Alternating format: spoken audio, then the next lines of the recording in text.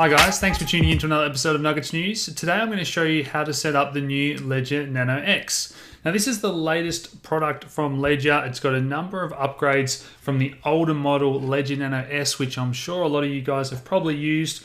But the main upgrades are the larger digital display, the two buttons on the front rather than on the top. It's a little bit more sturdy, a bit heavier, but the actual number of applications that you can install is greatly increased. So the old Ledger used to get full with 3 or 4 applications wallets, and that's no good if you've got lots of different cryptocurrencies. So what they're saying is the new one can fit over 100 there. So I'm going to walk you through how to set all this up. Make sure you've purchased one off the official website. You don't want to buy one secondhand. There's plenty of scammers out there trying to take advantage of you. Make sure it comes in its original packaging when you get it. I've just taken it out of the case here today, guys.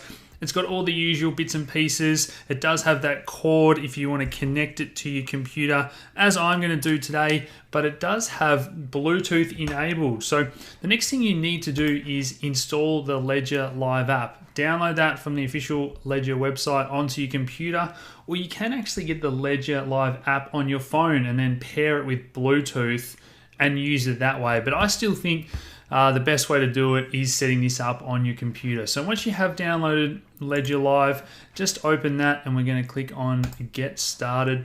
This is where you can restore it from an old device. If you've written down your words and you've got that backup phrase stored safely, you lose your Ledger, it breaks for whatever reason, or you just want to import your old Ledger information and wallets onto the new one, this is where you can restore it at this point. But for the purpose of this tutorial, let's just initialize this as a new device. So we want to click on the Ledger Nano X that we've purchased today and click on continue. And now this is going to ask us to go over to our device and start to set this up by choosing a PIN number. So I'm just going to use the right button here to cycle through. It's just going to take you through those instructions that I just explained then and tell you that you hold down both buttons to click on confirm and cycle through. So I'm going to click on both buttons here where it says set up as new device. And it's going to ask me to choose a 4 or 8-digit PIN number. So I'll just select that now, guys. Everything I do here, I will reset at the end of this video. So none of what I'm showing you now, these backup words and PIN numbers and passwords, you never want to share that information with anyone. You just want to confirm that PIN number a second time there. And now it's going to ask you to write down this recovery phrase. Now this is really important that you write it down in the correct order, these 24 words. It's the most important thing. This is the final backup if something goes wrong and you lose your ledger to restore all your cryptocurrency.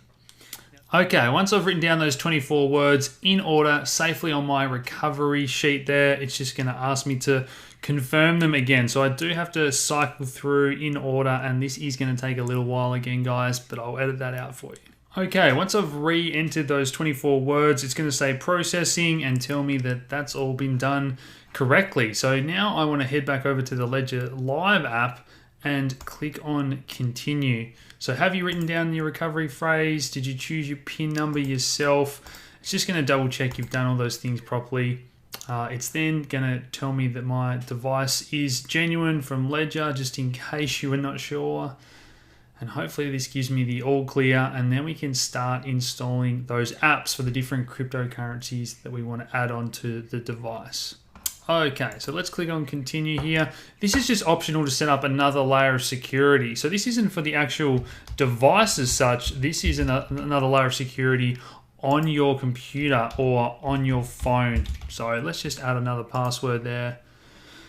I don't want to have all these extra bug reports and analytics. I'm not too fussed about that, guys. And my device is all ready. So let's open Ledger Live. That's just got a warning about investing in financial risk associated with crypto. We know crypto is a risky asset, but this is where we open our manager to install the app. And then once we've installed the app, we can add an account. So to start off with, let's install the Bitcoin app. Now this is a bit like downloading an app onto your phone, but once we download the app, we need to add an account, which is an address for our Bitcoin. So just because we've got the app doesn't mean that we've actually got an account set up. And I think that two-step process confuses a lot of people there. So we have installed Bitcoin, and that is going to pop up straight away on the screen on our ledger there. We've got the Bitcoin app now installed. We can go through, install all your favorite cryptocurrencies. I'm just going to install Bitcoin and Ethereum for the time being to show you how this works. Nice and quick, a lot faster than the older device here, only about 10 seconds to install these apps. And now I've got the Ethereum app pop up on my digital display as well. So let's head over to accounts and let's add an account.